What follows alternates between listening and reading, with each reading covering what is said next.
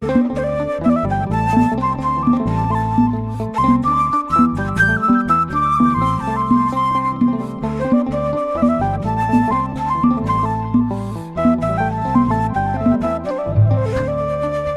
እንደምን አላችሁ እንደምን ቆያችሁ ውድ ተመልካች ሚዲያ ቤተሰቦቼ በያላችሁበት ሰላማችሁ ብዝት ይበል እያልኩኝ በዛሬው ተመልካች ሚዲያ ቆይታችን ሰሞኑን በጣም መነጋገሪያ የሆነ ጉዳይ የነበረ አሜሪካን ሀገር የተፈጸመ አንድ ግድያ ነበረና ምናልባት ብዙ ሰው እየሞተ ባለበት ዓለም ላይ ይሄን እንዴት ደግመህ ለማቅረብ ቻልክ የሚል ሰው ካለ ነገሮችን ከሌላ ነገሮች ጋር ለማያያዝ ስለፈለኩ ነውና ቻርሊ ኪርክ ግድያ በተመለከተ በጣም መነጋገሪያ የሆነ ጉዳይ እንደነበረና እስካሁን ድረስ ያው ኢሹ እንደነበረ ይታወቃል። እሱን በተመለከተ ነው አንድ ሙቪ አስደምጣችኋለሁ። ምናልባት እሱን ካየን በኋላ ለቀጣይም እንደዚህ ሌሎች ማስደምጣችሁ መልእክቶች ይኖራሉ ከሱ ጋር ተመሳሳይ በሆነ መልኩና ጀነራላይዝ የሆነው ነገር ግን ዓለማችን በምን አይነት መልኩ እንደምትመራ ትልቁን ኢሜጅ እንድትይዙልኝ እፈልጋለሁኝ። በተለይ የዚህ የአዲስ ዓለም ስርዓት መሪዎች የሚባሉ እንዴት አድርገው በፕላን በእቅድ ዓለምን ገቨርን እንደሚያደርጉ የዓለም ማህበረሰብ እንዴት አድርገው በእነሱ ላይ ዲፔንደንት አድርገው ከዛ እንደገና ደግሞ ኮንትሮል ማድረግ እንደሚችሉና በራሳቸው እቅድና ፕላን ረን እንዴት እንደሚያደርጉት ትልቁ ኢሜጅ እንድትገነዘቡት ነው። ለማንኛውም ከስንት 10 ምናምን ዓመታት በፊት ምናልባትም ከ20 ዓመታት በፊት ቻርል ኪርክን በተመለከተ ራስን ስፔሲፊካሊ እሱ ላይ የሚፈጸመውን ግድያ ሳይሆን ምናልባት ቃል በቃል የተሰራ ሙቪ አለ በዚህ ሰዓት የግድያ እንዴት እንደሚፈጸም ማለት ነውና ይህን ማንሳበት ምክንያት አዲስ ዓለም ስርዓት መሪዎች ከ50 ዓመት ከ100 ዓመት በፊት ምን ፕላን አድርገው እንደነበርና አሁን ዓለማችን ላይ ምን ረን እየተደረገ ምንድነው ሀፕን እያደረገ ያለ የሚለውን ነገር እንድንገነዘበው ምንም አይነት ነገር በተፈቀደ የሚሆን ነገር እንደሌለም ጭምር ነገሮችን እንድንረዳ ስለፈለኩ ነው። ለማንኛውም ሙቪውን ላስደምጣችሁ። ወንድማችን አቤል ያስቀመጠበትን ወይም የተረዳበትን መንገድም በግል ላይ በዚሁ አጋጣሚ ቴንኪው ለማለት ወዳለሁኝ። እስኪ ለማንኛውም ሙቪውን እናድምጠው። ከ27 ዓመት በፊት የቻርሊ ከርክን ግድያ የተነበየ ፊልም እንዳለ ስንቶቻችሁ ታውቃላችሁ? በፊልም ውስጥ የተጠቀሱት ሁኔታዎች፣ ነገሮች ፊልሙ ከተቀረጸበት ቦታ ጨምሮ ከቻርሊ ከርክ ግድያ ጋር የሚዛመዱ ሁኔታዎች አሉት። ይህን አስገራሚ ነገር እነግራችኋለሁ። ፊልሙ ከላይ የምታዩት ስኔክ አይ የተሰኘው ኒኮላስ ኬጅ የሚሰራበት ፊልም ነው። ፊልሙ ከፖለቲከኛው ቻርሊ ከርክ ግድያ ጋር እንዴት እንደሚገናኝ ልንገራችሁ። ቲክቶኬን ፎሎ ማድረግ እንዳትረሱ። አሜሪካውያንን ጉድ እያስባለ የሚገኘው የዚህ ፊልምና የቻርሊ ከርክ ግድያ እናያይዘው የወጣው በ1998 እንደ አውሮፓውያን አቆጣጠር ከዛሬ 27 ዓመት በፊት ነው። ፊልሙ ላይ የምናየው መገጣጠም የሚጀምረው ፊልሙ ከተቀረጸበት ቦታ ነው። በፊልሙ ላይ የምታዩት የሆቴል ሲኖች በሙሉ የተቀረጹት በአሁኑ የአሜሪካ ፕሬዝዳንት ዶናልድ ጄ ትራምፕ ሆቴል ውስጥ ነው። አንድ ሁለተኛው መገጣጠም ደግሞ የሚጀምረው በፊልሙ ላይ የሚገደል ፖለቲከኛ እናያለን። ያ ፖለቲከኛ ደግሞ ስሙ ቻርልስ ከርክላንድ ነው። አስቡት፣ በእውኑ ዓለም የተገደለው ፖለቲከኛ ደግሞ ቻርሊ ከርክ ነው። በፊልሙ ላይ የሚዘጋጅ ኤቨንት አለ። እዛ ኤቨንት ላይ ነው ይሄ ሰው የሚገደለው፣ ይሄ ፖለቲከኛ የሚገደለው። ቻርሊ ከርክም ትምህርት ቤት ውስጥ በተዘጋጀ ኤቨንት ላይ ነው እየተናገረ የተገደለው። ያ ፊልሙ ላይ የሚገደለው ፖለቲከኛ አንገቱን ተመቶ ነው የሚሞተው። በተመሳሳይ ቻርሊ ከርክ የተገደለበት ቦታ ላይ ማለት ነው። እዩ መገጣጠሙን።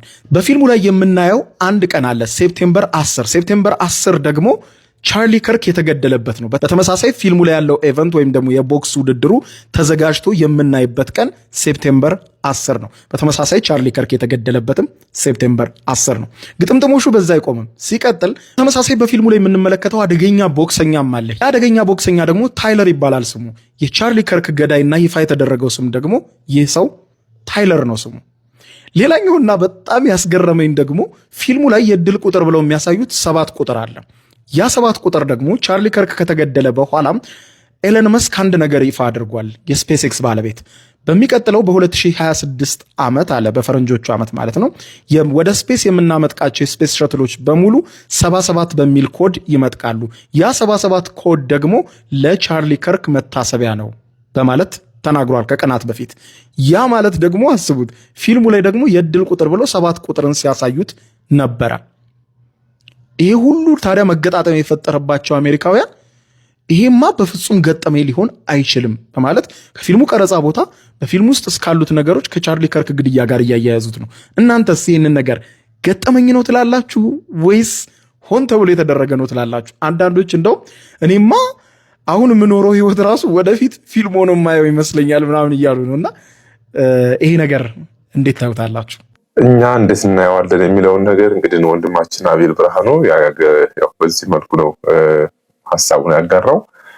ታስቦ የተደረገበት ነገር እንጂ ዝም ብሎ በዘፈቀደ የሚሆን ነገር አይደለም። ምናልባት እንግዲህ ዘኔ ወለድ ወይም ደግሞ አዲስ ዓለም ስርዓትን በተመለከተ መረጃው በደንብ ያላችሁ ወንድሞች ስለዚህ ጉዳይ አዲሳችሁ እንደማይሆን እርግጠኛ ነኝ።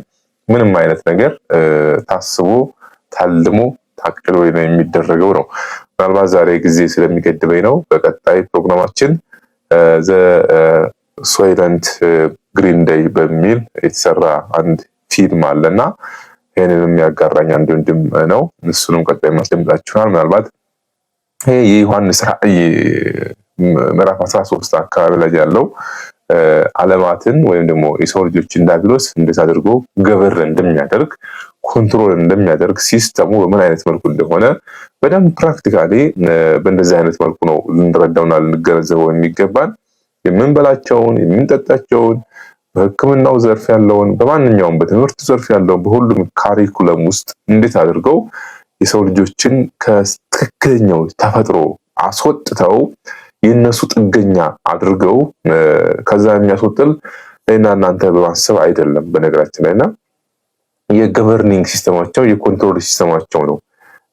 ከተፈጥሮ ይነጥሉንና ከተፈጥሮ ከተነጠልን በኋላ እነሱ በሰሩት ነገር ላይ ዲፔንዳንት እንሆናለን ማለት ነው።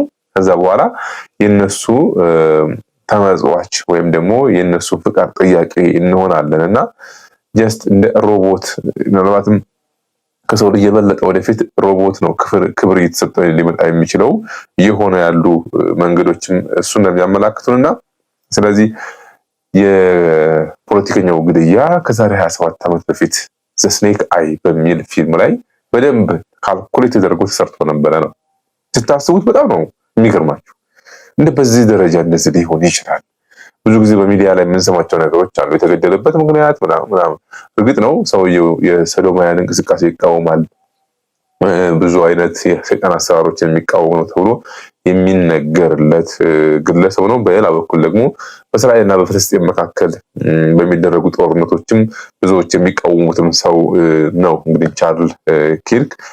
ዞሮ ዞሮ ግን እኛ የምናየው ከምን አንጻር ነው የሚለውን ፊልሙ ላይ ዘ ስኔክ አይ በሚል የተሰራው ወይም የእባብ አይን በሚል ማለት ነው የተሰራበት ፊልም ላይ ከቀረጸው ከፕሮግራሙ ጀምሮ እስከ መጨረሻው ግድያ ድረስ ምን አይነት ኮንስፓይረሲዎች እና ምን አይነት ደባዎች እንዳሉ እንግዲህ ልብ በሉ። እንግዲህ ከ27 ዓመት በፊት እንግዲህ 1998 ማለት ምን ማለት ነው አስቡት። እንግዲህ ስታስቡት አንዳንዴ ከህሊና በላይ የሚመስል ነገር ነው። ግን እነኛ አካላት ቀድመው በፊልም መልኩ ነው በነገራችን ላይ የሚነግሩን። ያው ፊልሞችን እኛ የምንረዳበት መንገድና እነሱ የሚያዘጋጁበት መንገድ በጣም ይለያያል እንጂ ታስቦ ታልሞ አዲስ ዓለም ስርዓትን እውን ከማድረግና ካለማድረግ፣ ሰይጣንን ከማንገስና ካለማንገስ፣ ሐሳዊ መሲህን እውን ከማንገስ ካለማንገስ ጋራ የሚገናኙ ናቸው። አብዛ ሁሉም ፊልሞች ፕሮዲውስ የሚደረጉት በተለይ በሆሊውድ በኩል የሚሰሩ ፊልሞች እና እኛ ከላይ ያለውን ግርድፉን ትርጉሙን ተረድተን ፈን ልናደርግበት እንችላለን። የሆነ ትምህርት ወሰርንበት ልንል እንችላለን። ግን